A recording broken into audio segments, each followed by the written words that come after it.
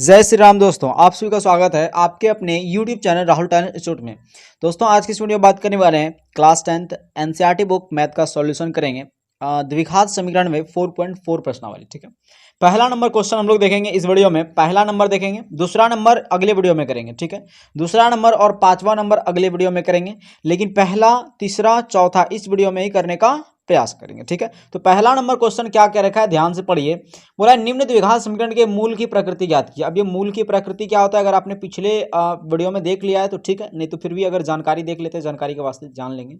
यदि मूल का अस्तित्व होगा तो उन्हें ज्ञात कीजिए। अब ये मूल का अस्तित्व क्या है, ध्यान से समझिएगा क्वेश्चन को। ठीक है, बहुत मस्त मस्त क्वेश्चन है, आपको समझना है बस आप। ठीक है, देखिए सबसे पहला बात आता है कि मूल का अस्तित्व क्या होता है।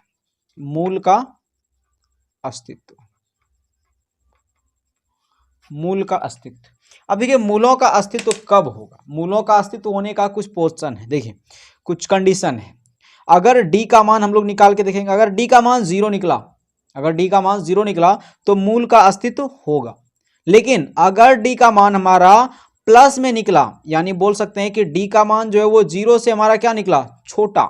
जीरो से हमारा अगर डी का मान छोटा निकला तो उसका अस्तित्व नहीं होगा। लेकिन अगर डी का मान जीरो से बड़ा निकला तो उसका भी अस्तित्व होगा, यानी उसका हल होगा। समझ में आ गया। अब जीरो से छोटा अगर डी का मान निकले, यानी डी का मान अगर ऋणात्मक निकले तो उसका अस्तित्व नहीं होगा। समझ में आ गया आपको। तो ये बस होता है मूलों का अस्तित्व। चलिए देखते हैं, अब हम लोग देखेंगे, सॉल्व करेंगे इसको। ठीक है, इसका सबसे पहले पता करेंगे कि मूलों का अस्तित्व है कि नहीं। तो मूलों का अस्तित्व पता करने के लिए डी निकालते हैं। आपने तीनों प्रश्नावली सॉल्व किया भाई, तो इतना तो पता ही होगा आपको ना कि मूलों का अस्तित्व निकालने के लिए क्या करते हैं, डी निकालते हैं। तो ए बराबर यहाँ पे 2, बी बराबर यहाँ पे 3 कि माइनस का 3, माइनस का 3 भाई, और सी बराबर हो गया 5। ठीक है, तो डी बराबर क्या हो जाएगा हमारा बी स्क्वायर माइनस का 4a सी। अगर मूलों का अस्तित्व होगा, मूलों का अस्तित्व इसका होगा तो आगे ज्ञात करने बोला है। ठीक है, तो देखिए डी बराबर बी स्क्वायर, यानी कि ये क्या है बी हमारा माइनस का 3, तो माइनस का 3 का स्क्वायर माइनस 4 गुणा ए क्या है हमारे पास 2 गुणा सी क्या है 5, तो 3 का स्क्वायर 9 माइनस 4 दूनी 8 दिया 24। अब देखिए 9 में 24 घटेगा तो कितना हो जाएगा, 9 3 12 9 6 15 9 5 14 है ना, तो 5 हो गया यानी 15 हो गया। ठीक है, तो 15 हो गया हमारे पास, यानी माइनस का 15, तो डी बराबर माइनस का 15। अब देखिए यहाँ पे जो डी का मान आया वो जीरो से भी क्या है, छोटा है ना। डी का मान जीरो से भी क्या है, छोटा है। अब बताइए जब डी का मान जीरो से छोटा हो तो उसका अस्तित्व होता है क्या, नहीं। तो लिखेंगे अतः अस्तित्व नहीं है, अतः अस्तित्व नहीं है। ठीक है, अस्तित्व क्या है, नहीं है। समझ में आ गया आपको। ये पहला नंबर क्वेश्चन था। ठीक, यानी पहला नंबर का पहला नंबर क्वेश्चन। अब दूसरा नंबर क्वेश्चन देखिए क्या कह रखा है। दूसरा नंबर क्वेश्चन जो दे रखा है आपका वो है 3x का स्क्वायर माइनस का 4√3x प्लस का 4 बराबर 0। चलिए देखते हैं इसको। a बराबर यहाँ पे इसको भी सबसे पहले मूलों का अस्तित्व निकालेंगे, है कि नहीं भाई। तो a बराबर 3, b बराबर हो गया माइनस का 4√3 और c बराबर हो गया 4। तो d बराबर निकालेंगे b स्क्वायर माइनस का 4a c, b स्क्वायर यानी माइनस का b हमारा क्या दे रखा है, माइनस का 4√3 का स्क्वायर माइनस 4 गुणा a क्या है तो 3 गुणा c क्या है तो 4। अब देखिए यहाँ पे माइनस का 4 का स्क्वायर करेंगे तो 4 चौक 16 गुणा √3 का स्क्वायर करेंगे तो 3 होता है। 4 तिया 12 बरचों के 48। ठीक है, 16 तिया 48 और माइनस का 48, 48 माइनस 48 क्या हुआ 0। अब देखिए डी बराबर 0, यानी डी बराबर जब 0 आए तो भी अस्तित्व, जब डी बराबर 0 आए तो अस्तित्व क्या होता है, होता है अस्तित्व। मतलब यहाँ लिखेंगे अतः अस्तित्व है, अतः इसका अस्तित्व है, अस्तित्व है। ठीक है, अस्तित्व है। तो आगे सॉल्व करेंगे इसको। ठीक है, चलिए सॉल्व कर लेते हैं इसको। क्या है 3x का स्क्वायर, किस विधि से सॉल्व करें सबसे पहले इसको, तो भाई हम लोग इसको ज्ञात कर लेते हैं किस विधि द्वारा। तो इसको हम लोग निकालेंगे कौन सा, द्विघाती सूत्र विधि द्वारा। ठीक है, तो लिखते हैं द्विघाती सूत्र से, द्विघाती सूत्र से, क्योंकि बहुत आसान होता है। ठीक है, चलिए देखते हैं, द्विघाती सूत्र से निकालेंगे इसको।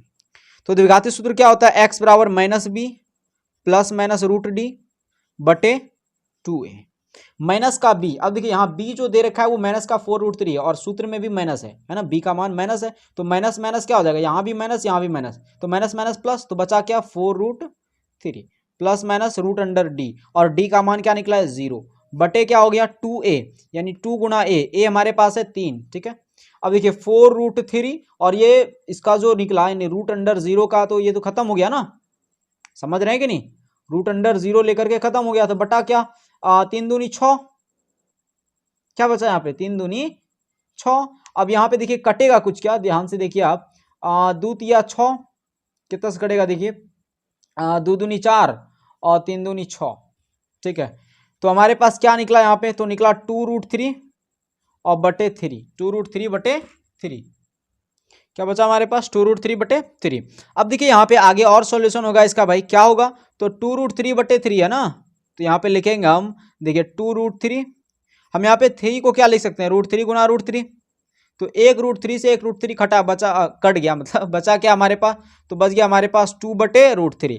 अब देखिए यहाँ पे जब आपको पता होगा कि जब d बराबर, यानी कि d बराबर जब 0 निकलता है तो जो उसका मूल निकलता है, यानी द्विघात समीकरण का जो मूल निकलेगा वो क्या होता है, दोनों मूल बराबर होता है। तो यहाँ पे 2 बटा √3 और 2 बटा √3 ये दोनों हमारा क्या हो जाएगा, x का मूल हो जाएगा, ठीक है। ये हमारा आंसर हो गया।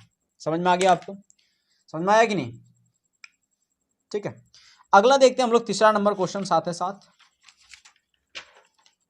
चलिए तीसरा नंबर क्वेश्चन हम लोग साथ साथ देख लेते हैं, ठीक है। तीसरा नंबर क्वेश्चन क्या दे रखा है, ध्यान से देखिएगा। तीसरा नंबर क्वेश्चन बोल रहा है 2x का स्क्वायर माइनस का 6x प्लस का 3 बराबर 0।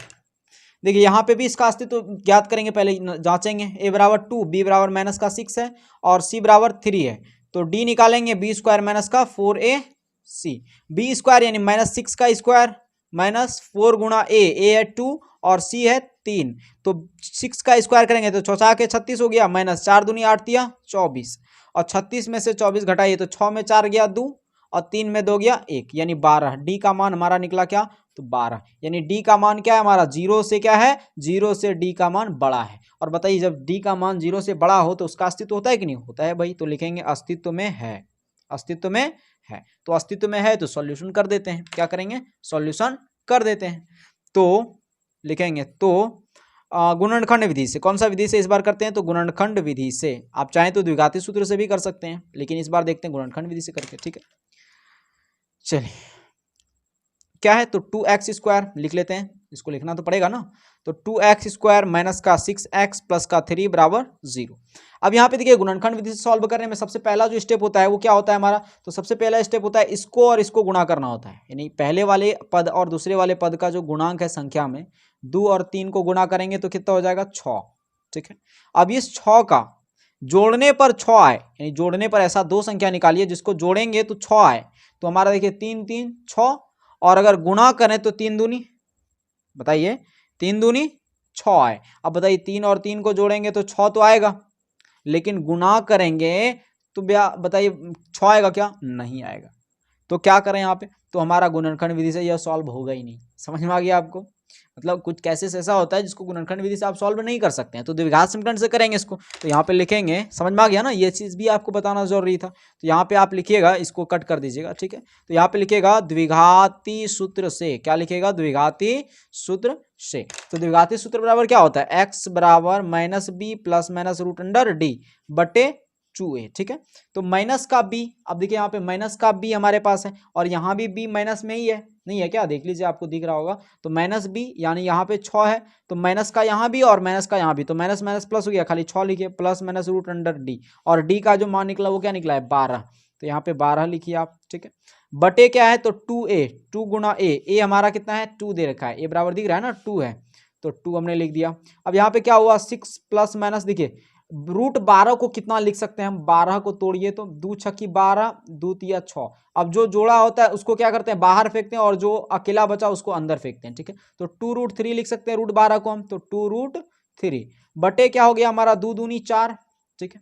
अब आगे देखिए सॉल्यूशन, आगे अगर देखें ध्यान से यहाँ पे, तो 6 यहाँ पे कॉमन दे रहा है क्या, जी हाँ कॉमन तो देगा भाई। देखिए 6 प्लस माइनस 2√3 है, तो यहाँ पे 2 का कटेगा, ये भी 2 से कटेगा, तो 2 हमने यहाँ पे कॉमन ले लिया, ठीक है। तो 2 कॉमन लेंगे तो 3 बचेगा, यहाँ पे 2 तिया 6 प्लस माइनस यहाँ पे 2 तो कॉमन है, बचा खाली √3 बटे हो गया यहाँ पे 4।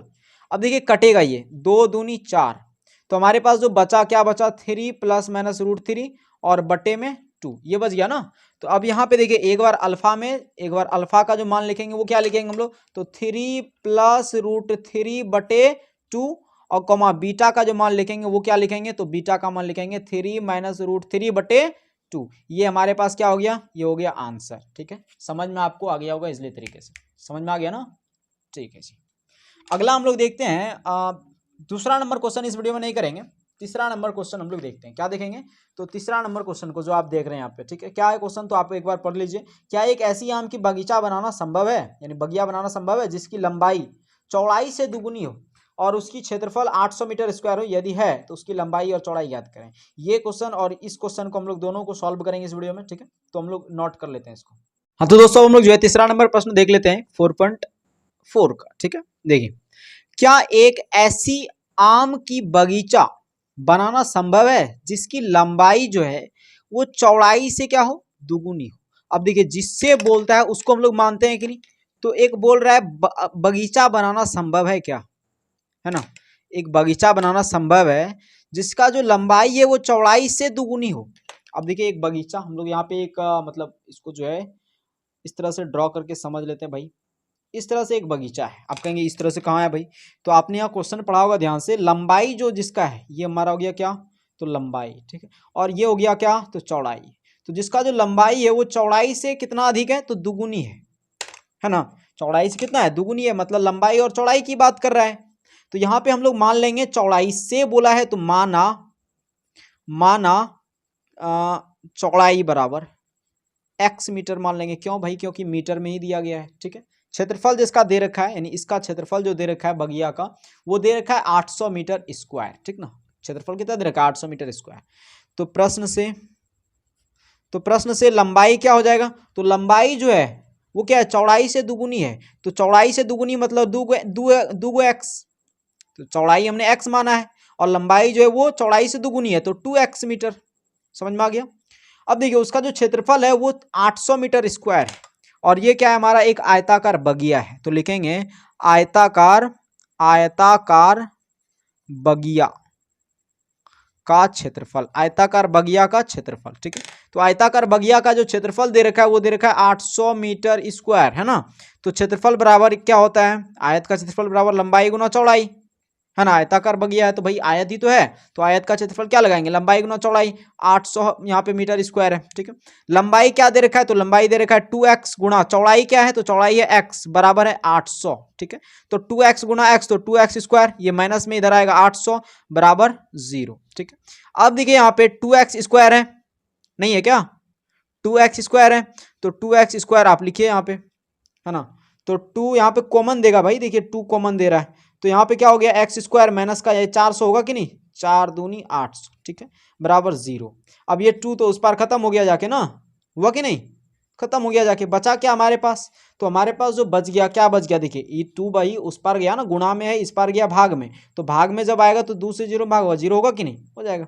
तो बचा हमारे पास क्या लिखेंगे, तो एक्स स्क्वायर माइनस का 400 बराबर 0। अब एक्स स्क्वायर बराबर क्या हो गया, ये माइनस का 400 उस पार जाएगा तो प्लस का 400। अब ये देखिए, इस स्क्वायर को हटा देंगे, इस पार जाएगा रूट में, तो x बराबर क्या हो गया हमारे पास, प्लस माइनस का 20, 20 बचाएं 400। तो x का जो मान आया वो क्या आया, एक आया प्लस का 20 आया कि नहीं, और एक आया हमारा माइनस का 20 और माइनस का 20। ठीक है, ये हमारा x का मान आ गया। अब आप कहेंगे ये x का तो मान आ ही गया, अब बताइए लंबाई चौड़ाई जो होता है, यानी जो भी होता है क्षेत्रफल, वो क्या प्लस क्या मान होगा या माइनस का मान होगा। आप कहेंगे भाई ये तो प्लस में ही मापा जाता है ना, यहाँ पे चौड़ाई जो है x है ना, तो x का मान क्या लिखेंगे, प्लस में लिखेंगे, है ना। तो लिखेंगे यहाँ पे क्या लिखेंगे भाई, तो चौड़ाई हमने क्या माना था, चौड़ाई x था। ठीक है, तो x बराबर हम लोग लिखेंगे 20 मीटर और लंबाई जो है वो क्या है, तो लंबाई हमने देखा था 2x है, क्या है 2x, तो 2x बराबर क्या हो जाएगा, 2 गुणा x और x का मान है 20, तो कितना हो जाएगा 40 मीटर। ठीक है, तो ये हमारा क्या हो गया, आंसर हो गया। समझ में आ गया आपको, यानी यहाँ पे जो इसकी चौड़ाई जो है वो कितना हो जाएगा 20 मीटर और इसकी जो लंबाई है वो कितना हो जाएगा 40 मीटर। समझ में आ गया आपको। ठीक है, अगला क्वेश्चन हम लोग देख लेते हैं, चलिए देखते हैं अगला क्वेश्चन, और ये मस्त क्वेश्चन है, चौथा नंबर क्वेश्चन, कई बार आपके एग्जाम में बन चुका है। ठीक है, इसको आप देखिए और समझिए, इसको समझने का प्रयास कीजिए। क्या है, बोल रहा है क्या निम्न स्थिति संभव है, यदि है तो उसकी वर्तमान आयु ज्ञात करें। अब जो चीज ज्ञात करने बोला है मान लेंगे, माना किसकी वर्तमान आयु, देखिए यहाँ पे 2 गो मित्र है ना, तो माना मित्रों की वर्तमान आयु, तो मित्रों की वर्तमान आयु हमने x वर्ष मान लिया, ठीक है। अब यहां पे देखिए दो मित्रों की आयु का योग 20 वर्ष है, तो लिखेंगे प्रश्नानुसार दो मित्र हैं, ये पहला मित्र हो गया या फिर ये पहला और ये दूसरा मित्र, ठीक है, पहला और ये दूसरा मित्र, और इसका जो योग है यानी जोड़, इसको जोड़ेंगे तो 20 वर्ष उम्र होता है इसका।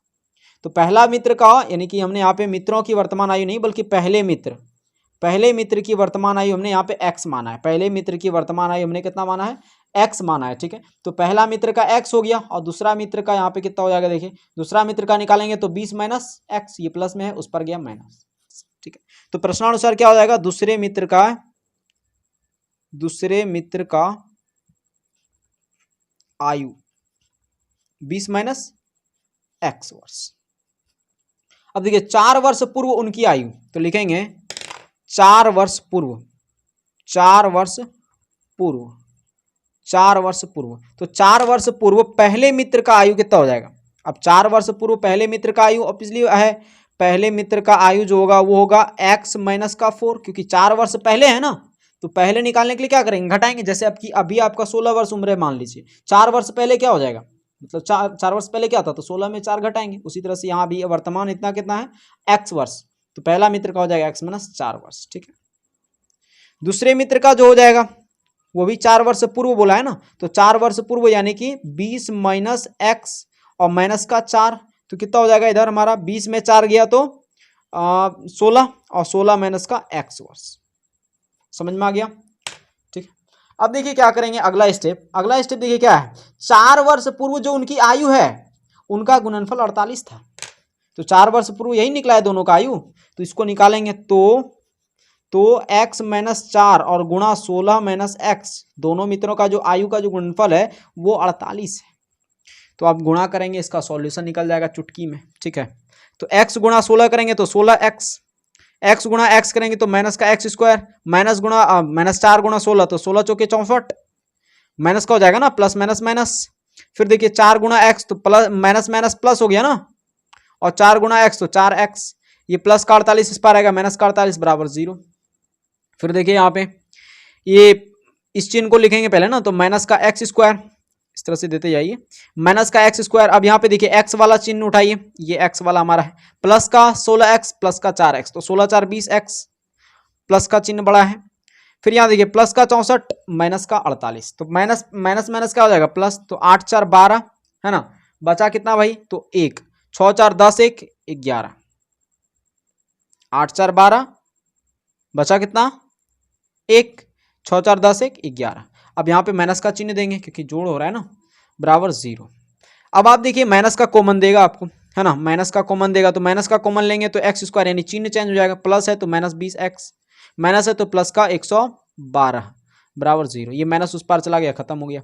हमारे पास क्या निकल के आया x स्क्वायर माइनस का 20x प्लस का 112 बराबर 0, यही आया ना, ठीक है जी। अब इसको सॉल्यूशन करेंगे, तो इसको सॉल्यूशन करने का क्या फंडा है, सिंपल सा है भाई, इसका गुणा इसके साथ कीजिए, है ना, यानी गुणा करने पर 112 और जोड़ने पर कितना आए 20 आए, गुणा करेंगे तो 112 और जोड़ने पर कितना आए 20 आए। ऐसा कोई संख्या है तो आप इसे गुणनखंड विधि से हल कर सकते हैं, लेकिन हम लोग फिलहाल अभी द्विघाती सूत्र से हल करते हैं, बहुत आसान है भाई। a बराबर हो गया 1, b बराबर माइनस का 20 और c बराबर हो गया 112, तो d बराबर हो जाएगा b स्क्वायर माइनस का 4ac, b स्क्वायर क्या है माइनस का 20 का स्क्वायर माइनस 4 गुणा a क्या है 1 गुणा c क्या है 112। इसको सॉल्व कीजिए, 20 बिसाई 400 माइनस का 112 गुणा 1 करेंगे 112 और गुणा 4 करेंगे तो 4 दूनी 8, 4 1 कम 4 और 4 1 कम 4, 4 दूनी 8, 4 1 कम 4, 4 1 कम 4, ठीक है। अब देखिए 400 में इतना घटाएंगे भाई तो माइनस का 48 आएगा ना, तो d बराबर हमारा ये आ गया। अब बताइए हल संभव है क्या, नहीं है, क्यों, क्योंकि अस्तित्व ही नहीं है, क्योंकि d का मान जो है वो क्या आया 0 से भी छोटा आया, तो लिखेंगे अतः ये जो बोला है क्या निम्न स्थिति संभव है, तो लिखेंगे भाई नहीं है संभव, क्योंकि आगे सॉल्व होगा ही नहीं, अतः यह स्थिति संभव नहीं है, यह स्थिति संभव नहीं है। समझ में आ गया, ये हमारा आंसर हो गया, क्लियर हो गया आपका ये डाउट, ठीक है, ओके। चलिए अगले वीडियो में हम लोग का जो है 2 क्वेश्चन इस चैप्टर से बचा, अगले वीडियो में करेंगे उसको। तो मिलते हैं अगले वीडियो में, तब तक के लिए जय हिंद जय भारत।